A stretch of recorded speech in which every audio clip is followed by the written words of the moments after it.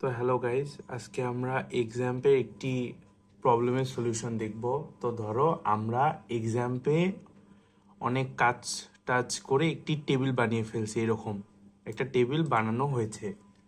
এখন আমরা নেক্সট কমান্ডে, যেমন ধরো এখানে টেবিলে কোনো ভ্যালু কিন্তু ইনসার্ট করা হয়নি, দেখো প্রত্যেকটাই ইয়েস কিন্তু নাল। তো এখন ধরো আমি এমন কোনো একটা কমান্ড লিখলাম যে কমান্ডটা ভুল। ধরো এই যে এই কমান্ডটা লিখলাম, দেখো কোনো ভ্যালুই তো অ্যাড করা নাই। তো স্টুডেন্ট আইডি কোথায় পাবে আর কি ডিলিট করবে? তো ধরো আমি কমান্ডটা এন্টার দিলাম, এন্টার দিলে কি হবে, কমান্ডটা কিন্তু ভুল হবে। এই যে এমন আসতেছে, দেখো যদি এমন আসে, যখন এমন আসলো একটু জুম করে দেখাই, যখন ধরো এমন আসলো তখন তো কোনোভাবে আর ঠিক করা যাচ্ছে না। এখন আমরা এটা কিভাবে ঠিক করতে পারি? আমরা কি করব, আমরা লিখব, দেখো control plus C. Control plus C দিলে কি হলো, দেখো পুরো জিনিসটা নতুনভাবে ওপেন হলো। এখন কি করব? এখন আমরা কি আবার প্রথম থেকে লিখব? না।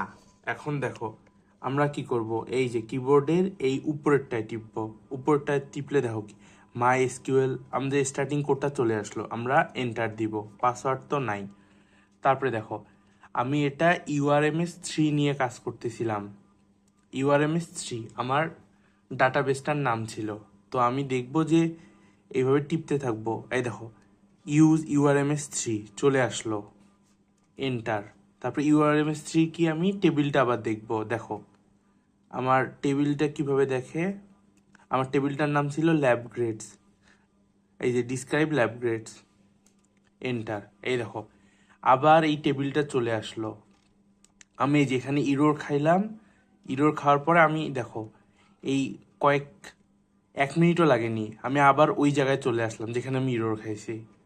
তো ইরোর খাইলে আমরা কি করব, কন্ট্রোল প্লাস সি দিব, দিয়ে আবার এই কয়েকটা প্রসেসের মাধ্যমে আবার ওই জায়গায় চলে আসতে পারবো।